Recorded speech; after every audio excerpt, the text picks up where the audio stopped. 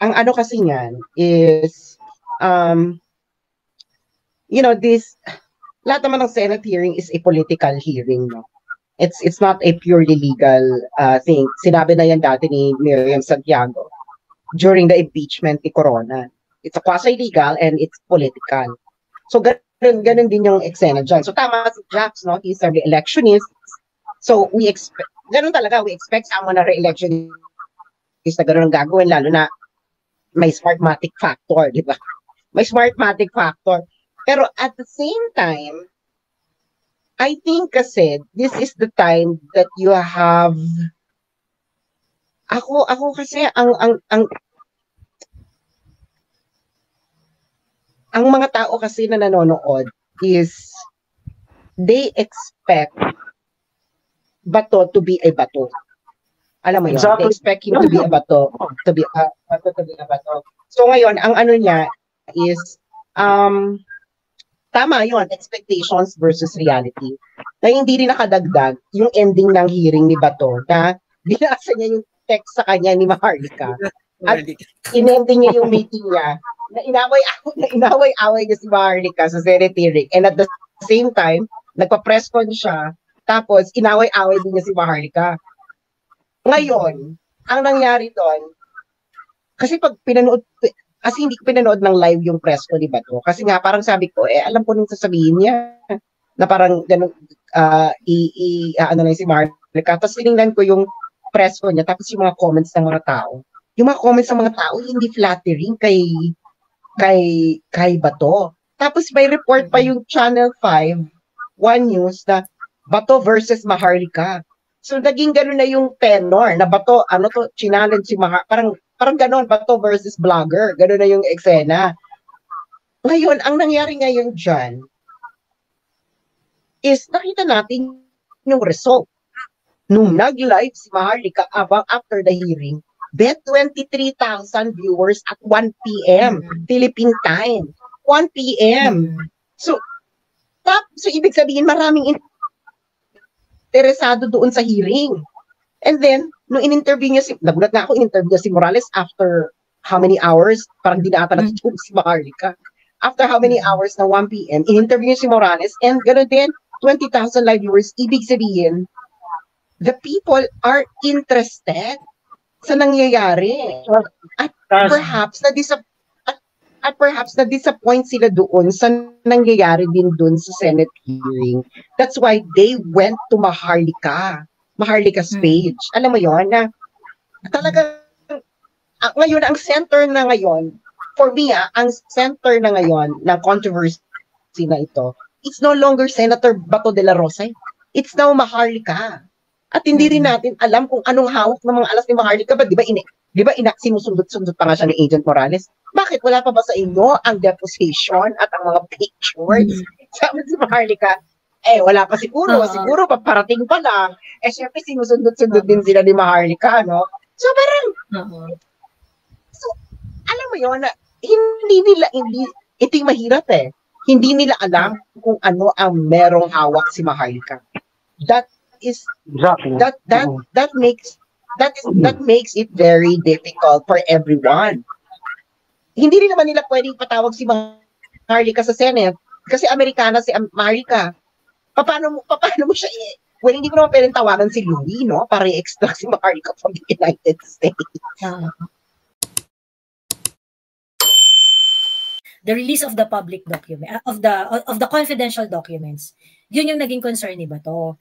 Ngayon, nag-start yung hearing by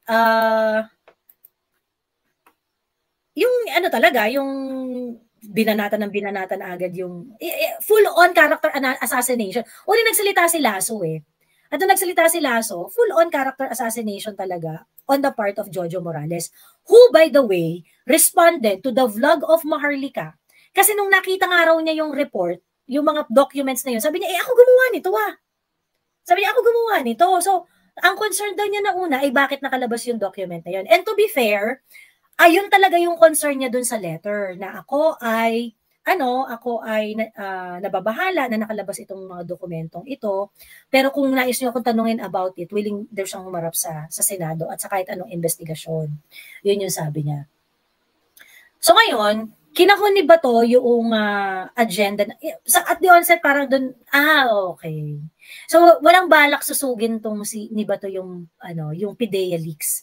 Like wala tong balak pag-usapan yung content, wala siyang balak pag-usapan yung mga issues na nakapaloob diyan. He didn't even mention yung insidente, yung kumalat na video ni Lasso na nambugbog ng PIDEA agent. I mean, hindi siya wala siya sa topic, wala siya sa agenda, pero ibig ko sabihin parang 'di ba, when Director General Lasso was throwing putik against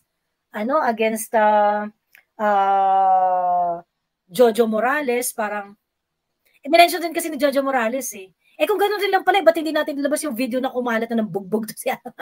But no, it was not dealt with. Hindi in-entertain ni Bato yung topic na yun. So it looks like si Bato mukhang yun lang talaga yung goal niya, pag-usapan yung confidentiality noong mga dokumento. Ayan. Okay.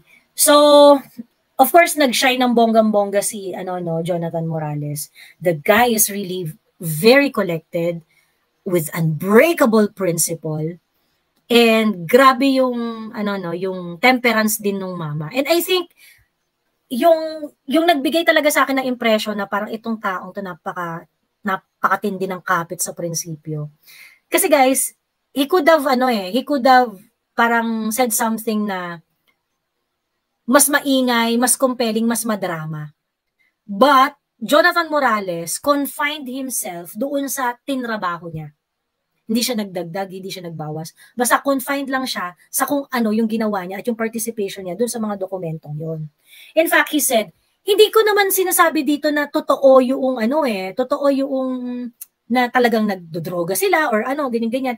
What I am just saying here is that ako yung nag-prepare ng report at merong informant. Meron na dapat na operations na gagawin pero pinigil. Okay? At hindi siya nawala doon. Yun talaga lang yung issue niya. Kinonfine niya doon ang issue niya. Ganon. So, hindi niya inano na whether or not na totoo ba talagang nagdodroga si BBM or addict ba talaga itong mga to. Hindi niya ginawang hindi niya in-exaggerate yung mga bagay-bagay. He really stuck doon sa kung ano yung participation niya doon sa mga documents. And he's very collected, he's very collected, he's very temperate na grabe kasi ginawa niya at the onset, character assassination but he was able to explain himself. Walang ngatal, walang nervyos, and you can see in the body language of Jojo Morales that he is the most consistent in that room when telling his story. Ayan. Siya yung siya yung pinaka-confident doon sa storya niya. Doon sa buong Padilla Hall. Ayan. Anyway, mapaakyat na tayo para marinig natin yung iba't ibang kuro-kuro ninyo. Pero ikaw, welcome. Cosmological Woman of the Universe. Ano mas hindi mo in-introduce with my name. Ay, ang tawag dito, welcome Cosmological Woman of the Universe with Tight Kipay. Thank you. Well, ang masasabi ko lang dito, I think, well, to be fair naman sa'yo, Senator Bato, magiging fair naman kami sa'yo. Mag-isa ka nga lang naman talaga doon. So, parang mahirap yung ginagawa mo. Ikaw na yung chair, ikaw pa yung nagtatanong. So, parang mahirap talaga. So, talagang tama yung tinanong mo wala yung ibang senador doon. So, ayun, tanong, bakit wala yung ibang senador doon? Napakalaking issue nito, hindi pa? And then, kasama pala dyan sa sa committee, si Risa Ontiveros.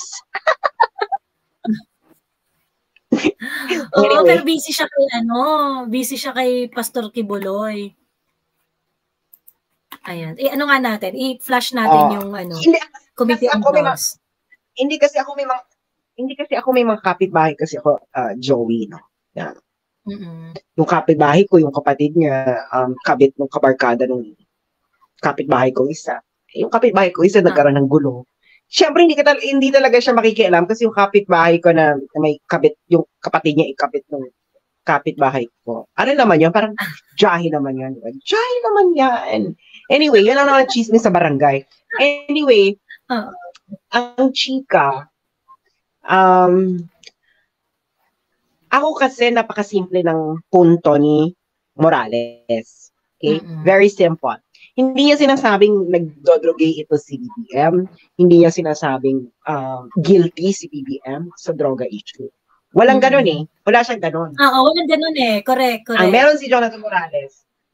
Walang ganun. Si Jonathan Morales, napakasimple lang issue niya. May lupapit na confidential informant. May dalang evidence. Pinakuha ng deposition. Now, nagre-request siya ng surveillance and casing. Di ba yun yung request? Surveillance and casing. Para ma-prove para magkaroon sila ng evidence na totoo itong sinasabi ng confidential informant. Kasi yung confidential informant naman, hindi lang naman chismis. May dala-dala siyang picture. Di ba? Ngayon, di ba sabi ni Morales, gusto pa nga niyang pakunan ito ng sample, itong si confidential informant, kung makakakuha ka ng sample, di ba? And all of that were not approved. Ngayon, si Morales, bakit hindi nyo i-approve? Meron ditong confidential informant, pinakuha ko na ng deposition, meron siyang mga initial evidence, planting yung kanyang sinasabi na merong emerald chimbustar dyan sa 46C, hindi ba? So yun yung kanya eh. Bakit ito hindi pinayagan? At sinabi niya, ang claim niya, ang nagpigil ay si ex-executive secretary Paquito Ochoa, na alam naman nating lahat na associate ng asawa ni Bongabong, ni Bongbong sa firm. So yun yung sabi nga ni Morales sa interview kay Marika, hindi pa nga dumating sa isip niya na ganun pala na associate pala to si Ochoa ng asawa ni Bongbong, di ba? Hindi pa nga yun yung anak, hindi pa nga yun ang kanyang emerald chimbustar. So yun lang yun eh. Di ba? Na parang ngayon dapat pinayagan ninyo na mag-surveillance. Di ba? Kasi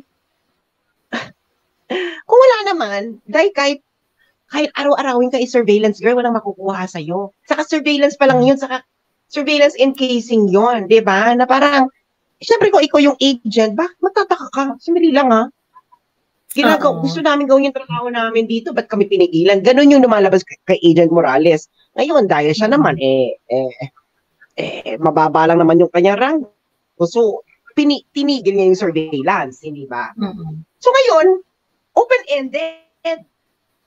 Paano kung natuloy yung surveillance? Anong makikita nila? Bakit pinigil? Diba ganun yung mga ganun ang tanong ng mga ordinaryong mamamayan. Nag-request ng surveillance, bakit mo pinigilan? Surveillance at casing lang naman niya. Kung wala naman tinatago, bakit mo pipigilan yung surveillance? Diba? Ano yung rason bakit pinigilan yung surveillance? Itong sinalanso, ang una nilang atake, wala po yan, walang nangyaring ganyan, walang request ng surveillance. Yun ang punto. Absolute denial yung Absolute denial. Hindi po nag-request ng surveillance. Diba?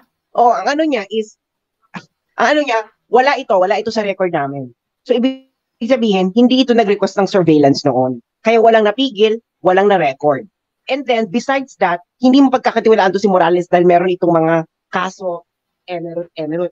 Pero sadali, una, kinlaim niya na nga na meron. Siya yung agent noon eh. Ikinlaim niya, siya yung nakapirma. Tinaya niya yung buhay, tinataya niya na yung pangalan niya, yung buhay niya. Pwede namang, tapos, ang ano kasi noon is, 2012. Ano yung magiging motibo ni Morales to actually lie, create, and fabricate something that happened in 2012? Bex, parang, tama si Morales eh. Ay, paano yung address ni Maricel Soriano? Ano yan? Inimbento ko rin. Alam mo yun na parang, so inimbento ko rin yung confidential informant na pumunta, etc. Of course, hindi din yung lahat na nag-exist yan. Dahil yun yung utos eh. Di ba? Yun yung utos sa inyo, na i-deny yan, na pasinungalingan nyo yan. Wala. Yeah, wala. Pero, Bex, parang, kasi, the intensity of Morales, the consistency ng body language and voice and statements, all point out to, okay, parang parang doon may integrity ito si si Morales kasi straight sumagot si Morales eh. Alam mo yun, nung inano yung mga, may mga kaso-kaso, Bex, bakla parang wala siyang binabasa na to counter all of those things. Alam niya kaagad ako, yung mga sinasabi niyong yan, ganito, 1, 2, 3, 4, 5, 6, 7, 8, di ba? Tapos yung sino nga yung higher ups niya? Si Pasha? Francia. Si Francia. Yung hepe niya during that time, oo. Bex, iba-iba yung nakita niyo yung body language ni Francia nung kinonfront siya ni Bato? Di ba? Nung kinonfront siya ni Morales. Francia eh. Oo. Nung kinonfront siya ni Morales, parang hindi deny yung kasi gano'n. Si Francia, si Francia, he looks like someone na, alam mo yun, na parang, mukha naman itong may integrity si Francia, pero naiipit din, alam mo yun, na ganun yung eksena. So ngayon, ano to labanan ng Emerald. Diba? Na parang, actually hindi nila na-establish yung, ano yung motive ni Morales para sabihin niyang kanya yung dokumento na yan, ginawa niya yung 2012. Wala akong makita eh. Wala silang ma-establish na motive eh, no? Ano masasabi mo, Zati?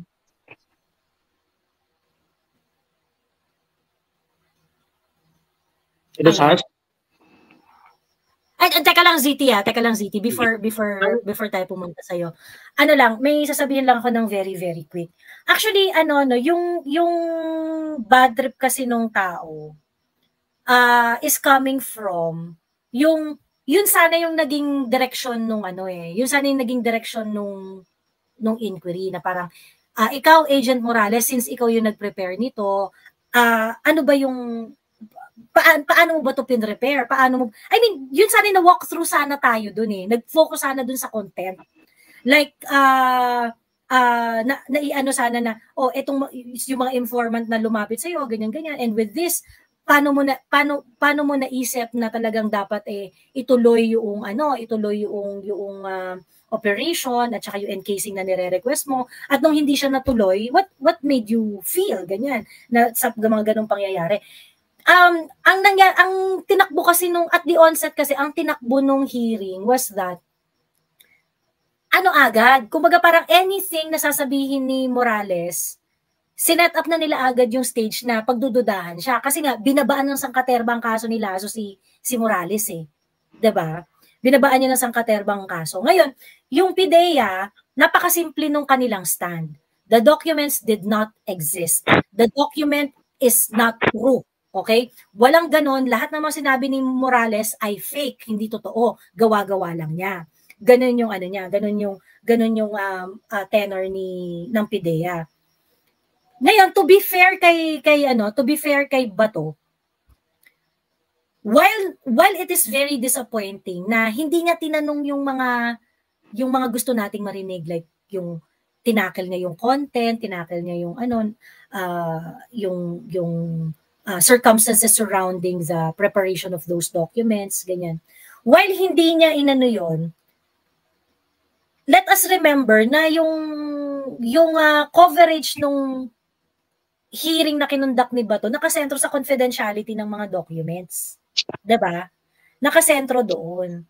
So, in a way, hindi kasi po pwedeng magsama yung hindi nag-i-exist yung document at yung confidentiality ng document. Kasi, hindi yan confidential kung hindi yan totoo. There's nothing in confidence kapag hindi totoo yung mga dokumentong yon. But, si Bato, hindi niya nilet go yung yung part na yon. To be fair naman kay Bato, hindi niya nilet go yung part na yon na parang, etong mga documents na to, kasi kung kung totoo yan, bakit yan kineme, ganyan. So, ano ba yan? Kailangan natin tingnan yan, ganyan. And at that point, hindi makaparticipate si PIDEA. Kasi ang sabi nga ni PIDEA, it's an utter lie. Talagang wala daw na gano'n, 'di ba? Walang gano'n. Na-establish ba na totoo yung documents? Hindi. Well, to a certain extent, merong recognition kasi ng confidentiality ng document. Eh, kung merong confidentiality, ibig sabihin, merong document. Legitimate yung document, 'di ba? ang gulo nga ng hearing. Alam mo yon, Kasi clear naman the position of PDEA is wala tayong pag-uusapan about confidentiality. Jax, wag kasi mo walang ka, document. sorry Sas, Jax, wag mo kami pinag-uutusan. Kung ayaw mong manood, wag kang manood. Dami mong ebas, Jax Wong. Kung ayaw mong manood, wag kang manood. Di ka pinipilit.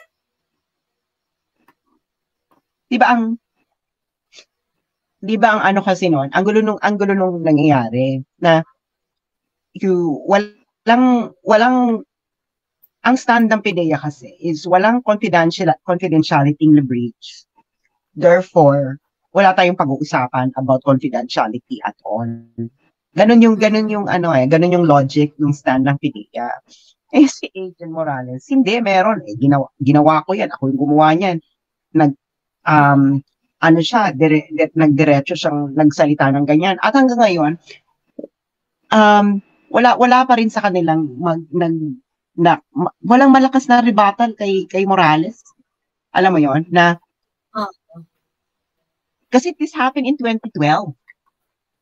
Wala pa po niyang Duterte versus Duterte versus Marcos. Diba? So hindi mo may implicate yung eksena na yon. Ang ano niyan is lumabas ngayon yung dokumento, inadmit ni Morales, siya ang nag-process niyan, etc. At doon nga siya, nanganganib nga siya kasi nga mapapuputukan siya. Ngayon, may choice si Morales to deny na merong ganyan or not to come out at all. Na-gets mo? Correct. Not to come out of wala naman siya makukuha if he admitted na siya yung gumawa niyan. Especially na everything is against the powers that be denied na merong ganung document. Siya inadmit niya may ganung document, 'di ba? Walang motive na pwedeng na malakas to implicate na Morales is gumagawa-gawa lang ng issue. Na gets mo? Wala nga Inadmit niya. And then nakita natin doon na the other guy, according to Morales, tinawagan siya at sinabi, i-deny na lang natin to para wala ng gulo. Yun ang malakas Ano i-deny mo? At bakit wala nang gulo pag i-deny? Diba?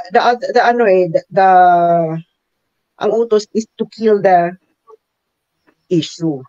Diba? So, ayun yung eksena ng buhay-buhay. So the real issue for me, okay, is si Morales in 2012, may na-meet siya na confidential informant.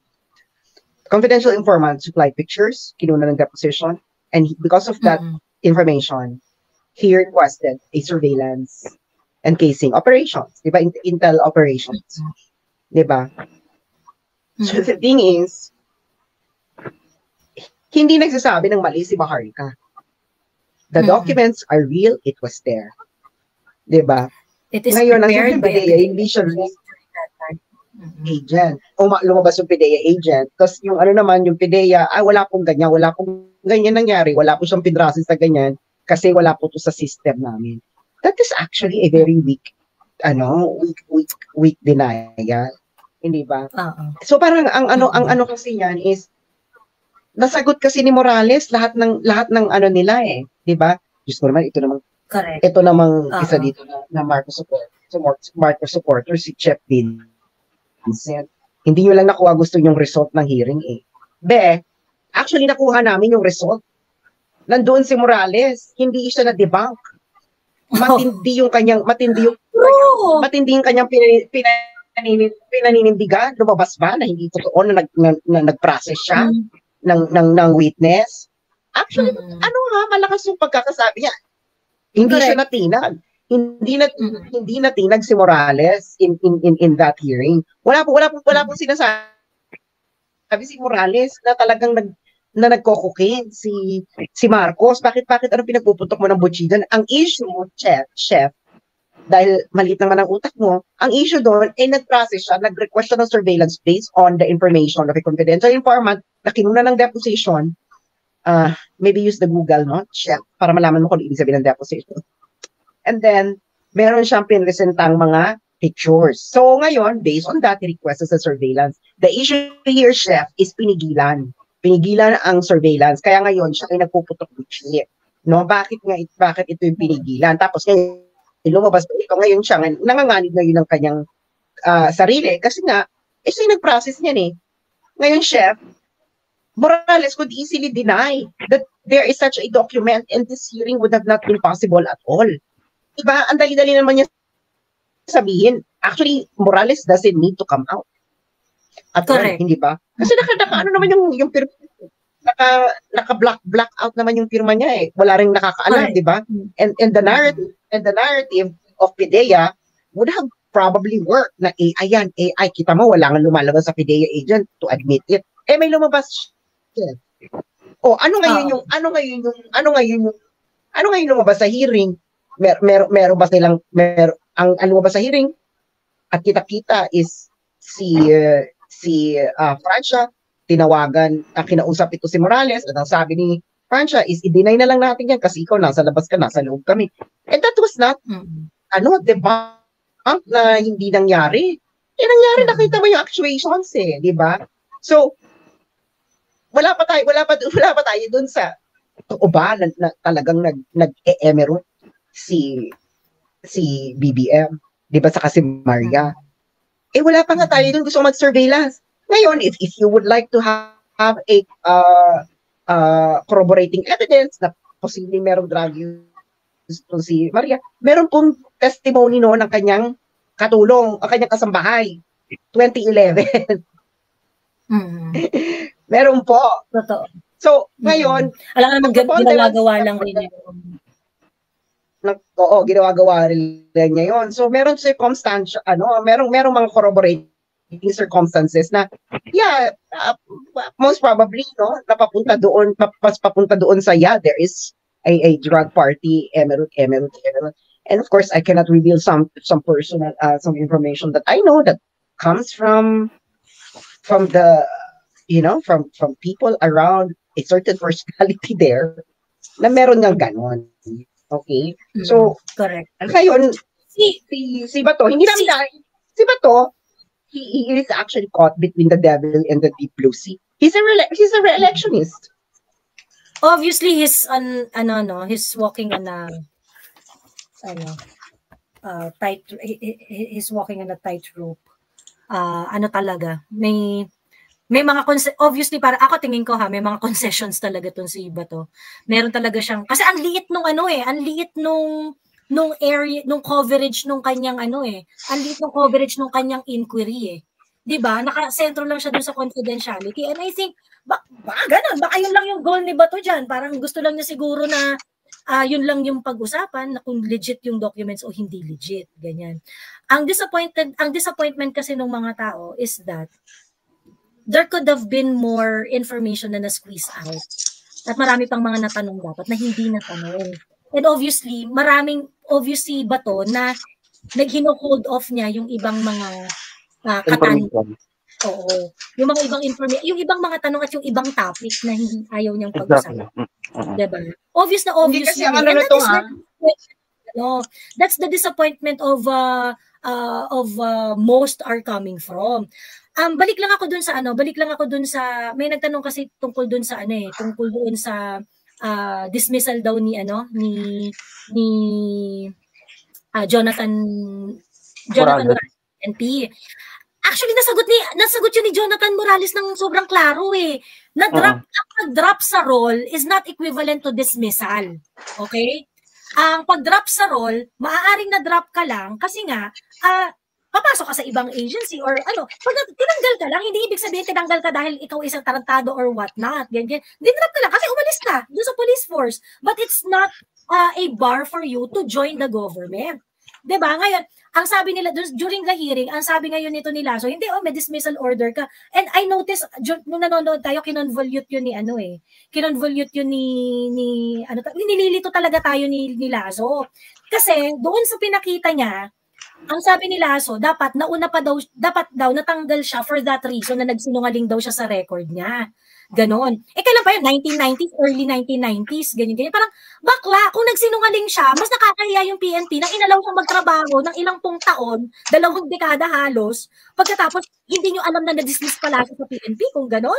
Diba? So, that was the first one. Ngayon, in-explain nyo ni Jonathan Morales, sinabi ni Jonathan Morales, dinrap lang ako dun sa role, Jack Swang, malakas yung background noise mo. Tinanggal siya dun sa roles ng PNP. Pero nung nag-join siya sa PIDEA, all he need to do is to get all the necessary documentation na nire-request ng recruitment team at kinalaw siyang mag-join ng PIDEA. I mean, diba, parang hindi ba dapat yung recruitment team ang magkakaroon ng problema kung dismiss siya pagkatapos tinanggap siya sa PIDEA? Bakit si ano yung tinuturo nila doon? So anyway, sa parte na yon, nadepensahan naman ni Morales yung sarili niya. Pagkatapos, nung may pinresent na dismissal order si Lazo, tinanong ni Morales, na-receive ko ba yan? Meron ba kayong proof na na-receive ko yung dismissal letter na yan? And I hope Lazo is going to present it to the public na meron talagang dismissal letter, dismissal order si Morales. Kasi otherwise, nagsisinungaling tong si Lazo. Kasi sabi niya parang raw yun letter na parang dated 2013, ganyan. Noong 2013, na-dismiss talaga siya ng 2013. Kasi nga kinasuhan na siya nun ng DOJ. Iba yun. 2013 yung dismissal letter na tinutukoy niya, pero nung una, ang sinasabi niya, nagsinungaling siya dun sa fact na dismiss siya sa PNP. Totally different. Sobrang red flag nun for me kay Lasso kasi si Lasso, obvious na nanggagago ng public Diba? Iba yung sinabi mo nung una Tapos ngayon sasabihin mo, na-dismiss siya. Yes, na-dismiss siya, but that was later on. 2013 na yun. Diba? Ayun. Anyway, ZT? Ayun na nga. ZT. Sige, okay. Meron ko sa Okay. Ang take ko dyan, balikan ko yung tinanong ng dadagdagan ko lang yung sinabi mo, Joey. Nakapag-clearance naman siya sa PNP bago siya sumali sa IDEA. Siguro ang na-receive ni Lazo, yung dismissal, ay yung draft roll order ng PNP na galing sa NAPOLCOM. Pero immaterial na yan Nakapag-serve na nasa trabaho na si Morales sa PIDEA for how many years. So immaterial na yun, kumbaga hindi na dapat pag-uusapan yan kasi mas lalong nalilihis nalalayo na sa issue. Ang issue lang naman dyan kung AI ba talaga yung dokumento, totoo ba talaga yan. At saka mas lalo kang maglalabas ng mas maraming complication, di ba? Exactly. Yung recruitment team nyo dyan, mako-question, yung mga di ba? Parang, mas lalo pa nilang pinapasama yung administrative procedure nila sa loob. But anyhow, ang hearing kasi dyan sa Senado, ang rules of court is suppletory doon sa proceedings nila kasi maglalabas sila ng mga subpoena. Kailangan talaga may abogadong senador na nakaupo at nagtanong diyan kasi hindi talaga kakayanan ni Senator Bato. Nung nagpatawag si Senator Bato, hindi na kami umasa diyan na lalabas ang totoo or anuman kasi meron talaga mga legalities na talaga abogado lang ang pwedeng magtanong. Ulitin ko, suppletory ang rules of court diyan sa proceedings na yan kasi marami silang i-issue. Halimbawa, yung mag-issue sila ng subpoena, yung subpoena ad testificandum, subpoena dosisticum, do you think ma-elaborate ni Bato yan kung paano? Marami pa sila mga procedure dyan na mga legal. Kailangan na talaga natin dyan na may Miriam Defensor Santiago. No? Sa akin lang, na-frustrate lang ako, dawi sila magkanda kasi reality versus yung expectation versus reality. Ang expectation natin napakataas. Pero ang realidad hindi. Yan ang katotohanan dyan. Kaya talagang hindi ako believe dyan kay Bato. At of course, tinanggap na natin na ganun lang ang kakayahan niya. Ilang beses na siya nag-preside, ilang beses na siya sumali dyan sa mga hearing proceedings dyan. Pero nakikita natin mga kahinaan nila dyan. Kung sino matalino, kung sino sa middle, kung sino bubo. Hindi na tayo magbubulahan dito. May pagkukulang talaga dyan kung paano sila mag-deliver dyan. Kasi siguro yun lang ang kakayahan niya. Pero hindi ko naman ginajudge si Senator Bato na hanggang doon lang siya kasi meron siyang pinagyayabang ng mga ganito. Pero hello, bakit mo kailangan ilihis yung mga daw siya magtatanong? Minsan malayo na, minsan nililihis niya. O very obvious na. May opportunity si may opportunity si Bato to acknowledge outright yung legitimacy noong documents actually. Kasi nung nagsalita si Morales na kung hindi totoo yung mga pinrepare ko na document, why did the president spoke about it in Tagum? Exactly. In Tagum, sabi niya gano'n. So ngayon, ibig sabihin na brief ang Pangulo tungkol doon. Ibig sabihin na gamit yung mga pinrepare kong mga dokumento. Ganyan. And may opportunity si Bato to speak about it pero hindi yung tinapik ni Bato for some reason. So I think sana rin naging malinaw dun sa isip sana ng lahat na nilegitimize na talaga ni Bato yung mga documents, yung mga pinrepare ni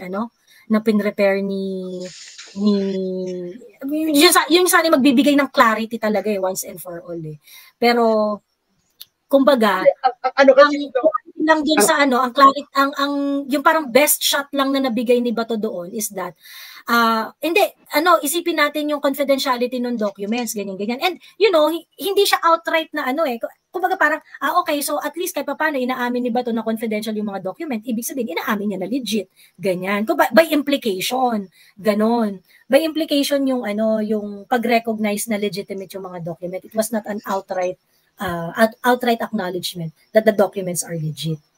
Joey, aside from that, yung gumawa ng affidavit, nandoon mismo sa likod ni Morales. Dapat yun ang diniinan, yung in-execute yung affidavit na yan, yung mga tao na nakasama doon, at saka yung abogado na gumawa, nandoon sa likod ni Morales, dapat yun ang kinol yung atensyon nila doon. At yun ang mga tinatanong kung totoo ba yun. Hindi lang confidential yung dokumento whatsoever. Nagtanong naman sa Bato, diba? Teka lang. Kumpletuhin mo nga, sino yung dapat na tinanong? Yung gumawa ng affidavit nung time na yon ay present doon sa hearing, nasa likod lang ni Morales.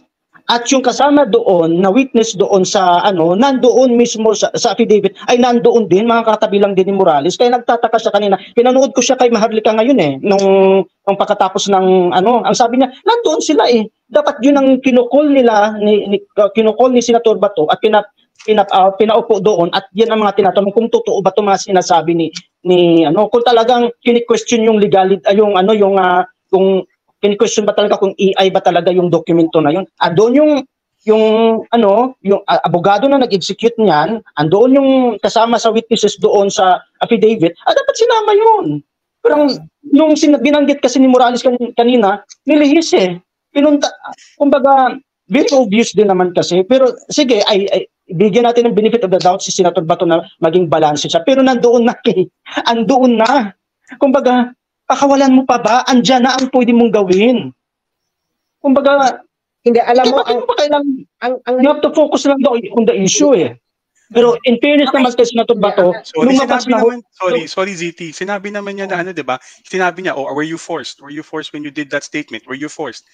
Hindi ba na yun? Isn't that already an implication by iba yung tinutukoy ni ZT Iba yung tinutukoy ni ZT Jackson. Diyan na rin yung tao. Sorry, I just like to say my piece kasi may work ako Iba yung tinutukoy ni ZT Yung affidavit yata nakasama dun sa kinuha ni tama ba ZT Yun ang tinutukoy. May mga affidavit nung mga tao na yung attachment. Kasi di ba may informante. Wait.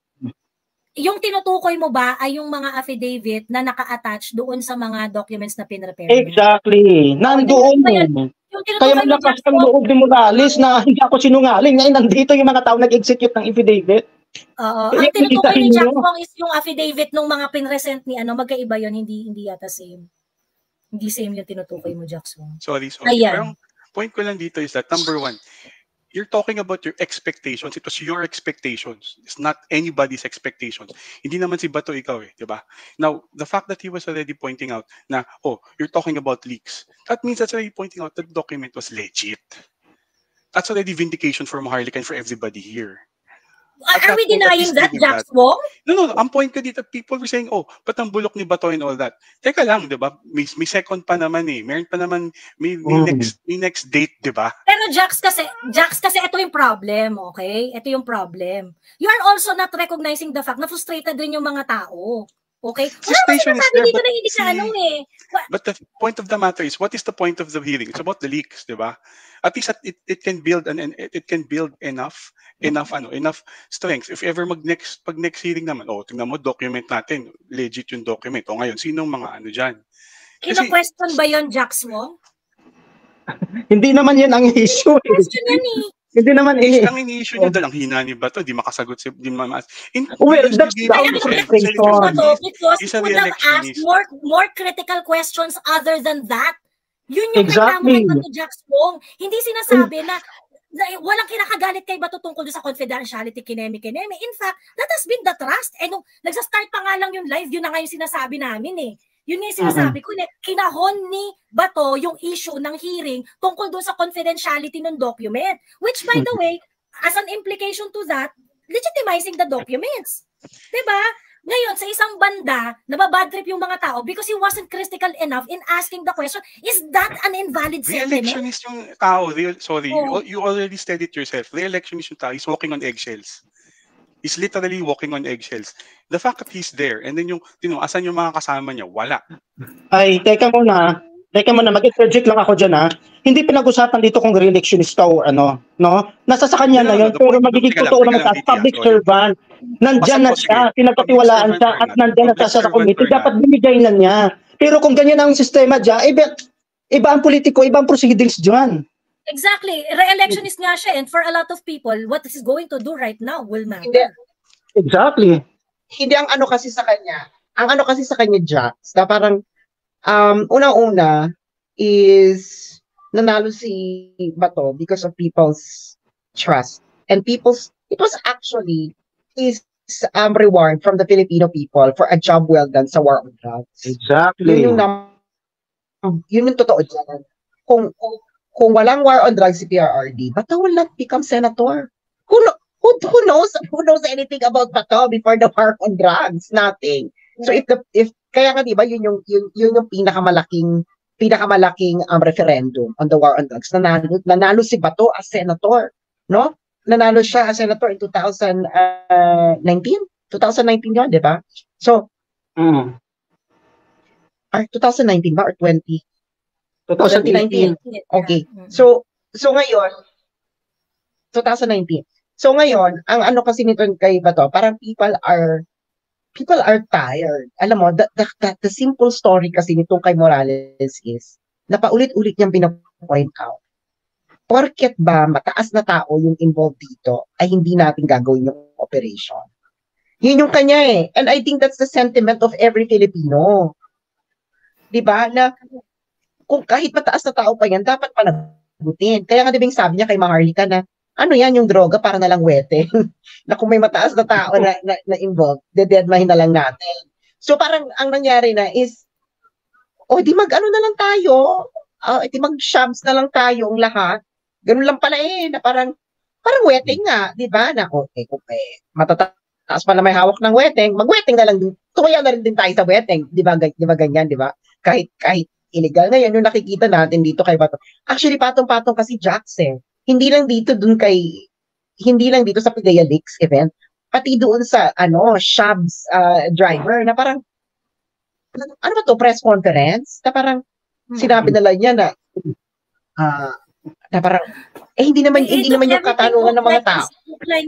Admittedly, that was bad. That was very bad. Walang umuuna lang siya eh. Pero exactly, Jax. So ngayon, Jax, kasi kanina, Jax, nung pumasok bago kayo magpuputak kineme, hindi mo pa naman naririnig yung mga putak namin.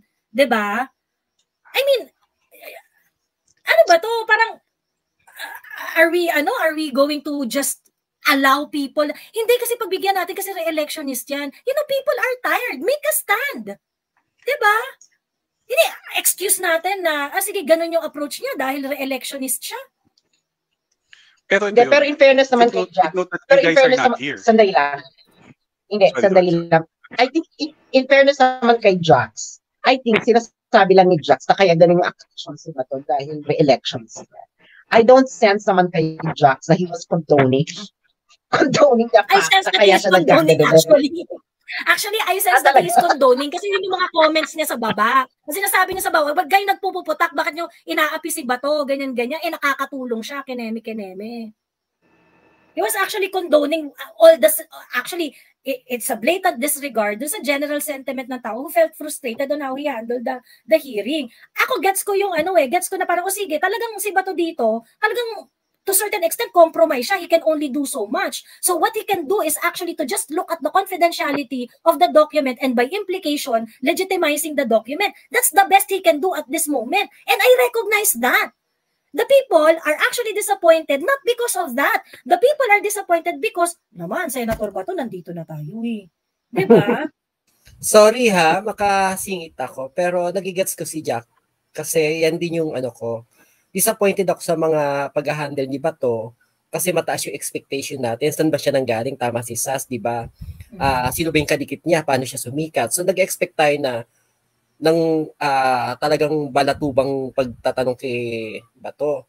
Ako rin disappointed ako dahil yung pagbabaw siya sa kapag ikwento niya ng maalaala mo kaya kung kanino-kaninong buhay para lang sabihing yung mga mga kabaro niya talagang mga high yung integrity ng mga yun. Pero naiintindihan ko rin kasi even si Morales ingat siya Di ba parang ikaw magsabi naiintindihan ko kayo, ganun si Morales, which is, mahirap talaga yung sitwasyon nila kasi yung mga tao nagtatakip mismo yung tinuturo nila. So, nagigas ko ni si Bato na dahan-dahan, pero meron pa namang kasunod. So, okay, Laika, sandali. Ako, yung pakiramdam ko ngayon, ang nakikita ko kanina, pulis patula, period. Wala akong pakialam. Wala akong pakialam sa feelings mo. Kagaya na wala ka rin pakialam sa feelings ko. Nagigets ko yun. Okay, sige. So, yun lang yung napansin ko na parang meron pa namang kasunod. So, ang question, meron pang May 7. Meron akong mga observations rin talaga na I've already discussed with a lot of people. Pero ang sa akin lang kasi, Mami Laika, it could have been handled in a way na na mas klaro. Hindi talaga okay yung, kumbaga parang, this is the best that you can give us, Senator Bato, di ba? So ako nire-recognize ko yung disappointment ng mga tao. Kasi nakaka-disappoint talaga yung line of questioning ni Bato, yung nagsayang ka pa ng kuryente, di ba? I mean, pagkatapos, you're just going to take everything hook, line, and sinker doon sa alitagtag story. Di ba? So parang, okay, so parang, ganun lang rin naman pala yung gagawin natin dito. Sana hindi na po tayo nagsayang ng kuryente. Dumiretso na lang tayo dun sa PDEA leaks. O pagdating dun sa PDEA leaks, nung sinet ni Bato, yung tone ng hearing, is just really about the confidentiality of the letter. Ngayon, nabasa ko yung letter ni, di ba, pinublish yun ni Mother Dragon, ni Maharlika, yung letter ni Morales. Ang sabi ni Morales is that, ako yung ako yung nag-present noon. So, ang isa sa mga worries daw niya is bakit nakakalabas yung ganong klaseng mga dokumento. I would just like to inform you that if you have any question regarding those documents, I'm very willing to answer those questions sa harap ng Senate or sa kahit anong investigation. Yun yung sinabi ni Morales dun sa letter niya na pinareceive niya sa OP, sa PIDEA at saka sa Senate. Okay, fine. Dumating na sa Senate. Pagdating sa Senate, yun ba yung I mean, sige, ayun yung tenor ng letter ni Morales, but of course there are also prevailing issues na, 'di ba, na syempre hindi ba magbubulag-bulagan ba tayo sa sentimiento ng public? 'Di ba? Ililimitahan lang ba talaga natin to doon sa hindi, sige, kung ano lang yung tanong nung letter, yun lang yung isa subject ko dito sa inquiry. I mean, Bato can very well kung parang make more coherent in a way na ano pa ba yung ibang mga dito? Ano pa ba yung ibang mga issue na nakasunod dito, like yung conflict ng PIDEA at saka ni Morales na sinasabi nila 100% hindi totoo yung mga documents niya. Pagkatapos sinasabi ni Morales, hindi, ako nag-prepare niyan, ako yung niya. the best thing that we've got out of this hearing is that the documents are legitimate by implication. Actually yun lang eh. So satisfied ba? Yes. Actually, hindi. Ako nagigets ko. Nagigets ko yung ginagawa ni Bato na hindi siya pwedeng birada ka kagad. Lalo na yung kalaban mo mismo yung nasa harapan mo. So, unti-unti yan na establish mo muna yung confidentiality ng papel. And then pag na-establish na yan, which is tingin ko sa ngayon parang although medyo si Bato na naniniwala akong totoo to pero naniniwala na ako sa sinasabi niya medyo, pero at least na-establish na base sa perception ng mga nanonood. And then nag-expect ako na susunod, pupunta na siya dun sa hard-hitting questions, which is sana naman Bato gawin mo yan. Yes. Yun po yung may second pa naman. Ito nga. Pero, mag-interject lang ako ng konti. Sandali lang, mag-interject lang ako ng konti. Hindi na dapat pag-uusapan kung confidential yung document kasi top secret na nga dapat siya eh. Ay, hindi na siya dapat kung bakit ka nakalabas. Hindi, ZT, sorry. Kini-question ang sandali ha, ang big na pinag-usapan dyan ay kung legit ba ang dokumento. Yun lang naman ang pinag-usapan dyan, kung legit ba, EI ba talaga yung dokumento. Hindi na pinag-usapan dyan kung confidential yan, kasi top secret na nga siya eh. Kasi code 1 na ang involved dyan. Code 1 na. Ako nasaan ako dyan sa... Ang issue yata kasi is ang issue talaga is yung nileak nga kasi, bakit na-leak yung document? Yun rin yung concern ni Morales eh, na bakit siya nakarating kay Maharlika. Pero alam mo, ang eksena natin, pero to be fair, this is not the first time na may mga confidential documents ang government na nalileak. Remember, yung panahon ni PRRD, yung conversation niya kay Donald Trump, naleak sa Rappler, saka sa isang foreign, naleak, wala, hindi naman siya naging subject ng investigation sa Senate. Mas ano pa yun ha? Yun talaga, sobrang taas ng confidentiality nung ano na yun, bakit nalik? Wala rin. Kami pa ngayon nagalit nun pero hindi naman dinidig ng Senado, di ba? So in fairness, no, dinidig ito ni Bato, mapakinggan ito, in fairness sa kanya, na nag-set siya ng Senate hearing. And in fairness, I'm pretty sure, nakakaranas siya ng pressure kahit dinay pa yan ni Senator Bato. Siguro, umahanap pa siya ng tiyempo, mag-isa lang din naman siya, in fairness, no? In fairness to the fair, fairness sa kanya, siya talaga ang ano lang kasi dito ayaw natin tumahin tulad tong investigation na to sa PCSO scandal na nag-conclude na sila na walang nangyayari. Nandito na tayo, paano kung sa May 7, mag-conclude na sila na hindi naman natin nakuha yung beef, yung pinakabuod na gusto nating marinig, nag-conclude na sila kasi at this point pa lang, ang dami naman dapat i-call out doon. O kung sino yung informant ko, papuntahin, mag-executive session tayo, iharap ko sa inyong informant yan, mag-executive session tayo para maprotektahan ang informant. Pero hindi naman nila ginawa. Pero ZT, ang ano kasi niyan, kung mauwi ulit ito ng PCSO, Eklavo, sila rin yung mapuputukan. Hindi naman, kita mo, ano nangyari? Nabago ba yung image ng mga sa isipan ng mga taong bayan na may mekos-mekos na nangyayari sa PCSO? Hindi. Lalo actually napatibay na merong emerald barurot na nangyayari, di ba? So I think ako talaga there might be a chance na hindi magkaroon ng May 7. Alam mo yun, parang kasi ano yan una wala silang quorum. Yung Senate, no? Wala silang quorum. Isa ka lang eh. Paano ilang ba kailangan umattend para magkaroon ng quorum? 2? At saka pag nag-submit na sa plenary ng report, pipirma ang mga miyembro. Pipirma ba yun? Hindi nga sila pipirma dahil wala sila doon eh. Alam mo yun? Ilan? Oo, talaga. Kaya nga sa akin, might as well. Kasi parang for me, napakalaking abala nito, Senator Bato, for you to have that output na, yun na yun. Nag-abala pa tayo pagkatapos yung output natin yun lang rin pala. Na, okay, confidential document siya, tapos, since it's confidential, it's legitimate. By implication, it's legitimate. Kasi kita mo, magkakaroon, diba, ilan ba kailangan umattend para magkaroon ng quorum ng isang committee? 2? 2 ata, no? Hindi lang isa? 2 ba? Ilan ba sila dito? Ano bang rules ng Senate? Isa lang siya. So hindi pa siya ano yung kanina, ano yan, preparatory pa lang para sa quorum or ano? Nag-hearing siya na siya lang ang mag-isa. Tinuloy niya yung hearing kahit mag-isa siya. Alam mo, kaya nga nag-ano rin ako kay Bato na na kahit paano nakikinig siya. So kahit mag-isa siya, tinuloy niya.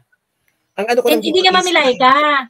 Ang ano nga noon, siya, tinuloy niya. Gagawan niya ng report yon. Sinong pipirma sa report niya? Wala rin pipirma doon sa report niya kasi wala naman sila doon. So ibig ang ano ko dito, ang nakukuha ko doon sa pinupunto ni City is that mag-isa mo na nga lang diyan eh. Di might as well titodo mo na.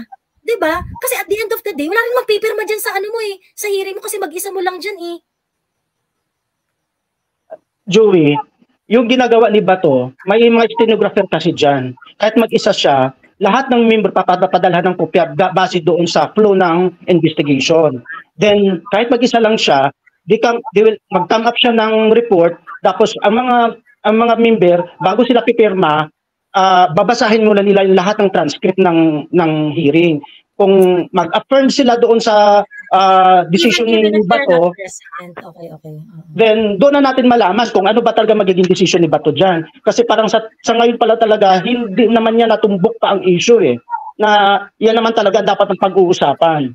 Kasi siguro, kaya niya siguro nilihis na yung issue, no? Papunta sa confidential instead na doon sa legalidad, legitimacy ng dokumento. Kasi pag magsabi niyang legit ang dokumento, itong report ko, itong mga membro ng committee, pipirma ba dyan? Hello, Hontiveros, pipirma? Jinggoy, pipirma? GB Resito, pipirma?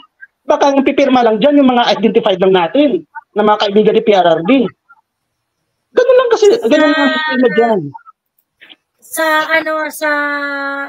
Ang member ng committee kasi si Jinggoy, si Bongo, si Tolentino, GB, Victor, GV, Grace Po, Cynthia Villar, Mark Villar, Robin Padilla, Risa Ontiveros, ex-officio member si Loren, si Joel Villanueva, and Coco Pimentel. At sa rules nila dyan, para binding ito sa Senate para binding ang Senate resolution kasi magkakaroon ng Senate resolution dyan sa report niya eh. Majority pipirma dyan. At ilan ang majority dyan? 7? So, 6. Hindi kasi nung sinugpil na si Kibuloy, dapat 7 ang pipirma eh. 11 yung members eh. 11 yung members ng committee. So 6. 6. Meron pa sila sabing 2/3. Dapat one-third ang quorum, 1/3 of all the regular members. So hindi kasama din yung ex officio. So, okay. Ilan ang members? So, ang kailangan, so 9. 5. 5 lang yung kailangan. So not less than 2. So nagka-quorum kasi nagka-quorum kasi mag-inok yung siya di less than 2. So umaten si Tolentino kaya kasi pwede ba matuloy ang hearing kung chairman lang chairman lang yung nandoon. Di ba parang hindi naman, parang dapat at least 2 kayong nandiyan para magkaroon ng pero ang ano kasi dyan is ayun na nga na nakita natin walang interest yung mga senators for the issue. So ngayon makikita mo na yung actually makikita mo yung traction nung issue na yan eh. Pag-isa na lang siya. O paano pa siya? Anong gagawin niya? Ano na naman mag-May 7 na naman tapos mag-isa na naman si Sela. Isa na naman siya. Di ganoon din yung may expect natin kasi pag hearing pag ano kasi niyan, pag mga ganyang eksena, dapat may mga members kasi yung mga members sila yung mag-balance out itong member na to sige doon siya pro admin siya yung isa mas critical so doon mo makikita yung balance kaya itong kalagayan ni Bato mahirap talaga yung kalagayan niya kasi he has to play both camps alam mo yon mahirap talaga yan pero the thing is ako kasi, tama ka, kailangan niyang bumalansi muna dahil mag-isa lang siya. Kung raratratin niya yan kagad, tingin niyo magkakaroon pa ng kasunod yan, mamamatay ang issue na yan. Hindi naman, Mami Laika, hindi naman, ako tingin ko hindi naman, pwede naman siya maging balanse at the same time, magaganda yung questions niya. I think ang reklamo, hindi magbalanse niya. Pangit yung line of questioning ni Bato. Agree naman ako doon, hindi magaganda yung tanong niya, mga ano ba tawag doon? Bahaw. Exactly. Yun, Hindi doon sa kayong nagagalit distraction. doon nagagalit yung mga tao. I mean, doon nanggagaling yung frustration. Of course, I don't think hindi mahirap intindihin na gusto niyang maging balanse dito sa ano na to, sa hearing na to. After all, meron yang clause ng may clause yan na you want to exhaust truth, you want to listen to all sides, ganyan. Hindi naman issue doon na tinatry niyang maging impartial. Ang issue is that his questions are not critical enough. Exactly. Ako nagiging Hindi sa kayong hindi ka pwedeng pumunta agad-agad dun sa Hindi ka pwedeng pumunta agad dun sa Bongbong at Maricel. Doon ka muna sa doon ka muna sa mga Not necessarily, pero ililigaw mo yung alam mo yun, dadahan-dahanin mo lahat. Yung you should not leave stone unturned doon sa entire narrative. 'Di ba? Mas okay yun kung ganun sana Hindi kasi ang naunahan Wait, go Sas. Delayed yung audio yata. Ano kasi yan? Ang ano kasi yan is this lahat naman ng Senate hearing is a political hearing, no? It's not a purely legal thing. Sinabi na yan dati ni Miriam Santiago during the impeachment ni Corona. It's a quasi-legal and it's political. So ganun din yung eksena dyan. So tama si Jax, no? He's a re-electionist. So we expect someone na re-electionist na ganun ang gagawin, lalo na may smartmatic factor, di ba? May smartmatic factor. Pero at the same time, I think kasi this is the time that you have ako kasi ang mga tao kasi na nanonood is they expect Bato to be a Bato. Alam mo yun? Exactly. They expect him to be a Bato. To be a Bato. So ngayon, ang ano niya is tama yun, expectations versus reality. Na hindi rin nakadagdag yung ending ng hearing ni Bato na binasa niya yung text sa kanya ni Maharlika. At in-ending niya yung meeting niya na inaway-away niya si Maharlika sa Senate hearing. And at the same time, nagpa-press con siya, tapos inaway-away din niya si Maharlika. Ngayon, ang nangyari doon, kasi pag hindi ko pinanood ng live yung press ko, di ba to? Kasi nga, parang sabi ko, alam ko nung sasabihin niya, na parang ganun, si Maharlika. Tapos tinignan ko yung press ko niya, tapos yung mga comments ng mga tao. Yung mga comments ng mga tao, hindi flattering kay Bato. Tapos may report pa yung Channel 5, One News, na Bato versus Maharlika. So naging gano'n na yung tenor, na Bato, challenge si Maharlika, parang gano'n, Bato versus vlogger, gano'n na yung eksena. Ngayon, ang nangyari ngayon dyan, is nakita natin yung result. Nung nag-live si Maharlika after the hearing, bet 23,000 viewers at 1 p.m. Philippine time. 1 p.m. So ibig sabihin maraming interesado doon sa hearing. And then, nung in-interview niya nagulat na ako, in-interview niya si Morales after how many hours, parang di na ata natutulog si Maharlika. After how many hours na 1 p.m., in-interview niya si Morales, and gano'n din, 20,000 live viewers, ibig sabihin, the people are interested sa nangyayari. At perhaps na-disappoint sila doon sa nangyayari din doon sa Senate hearing. That's why they went to Maharlika's page. Alam mo yon na talagang ngayon, ang center na ngayon, for me, ang center na ngayon ng controversy na ito, it's no longer Senator Bato de la Rosa. It's now Maharlika. At hindi rin natin alam kung anong hawak ng mga alas ni Maharlika. Di ba sinusundot-sundot pa nga siya ni Agent Morales? Bakit wala pa ba sa inyo ang deposition at ang mga pictures? Sabi si Maharlika, wala pa siguro. Siguro paparating pa lang. Syempre sinusundot-sundot din sila ni Maharlika, no? So parang, so, alam mo yun, ito yung mahirap Hindi nila alam kung ano ang merong hawak si Maharlika. That makes it very difficult for everyone. hindi rin naman nila pwedeng patawag si Maharlika sa Senate kasi Amerikana si Maharlika. Paano mo siya well, hindi ko naman pwedeng tawagan si Louie, no? Para i-extract si Maharlika from the United States.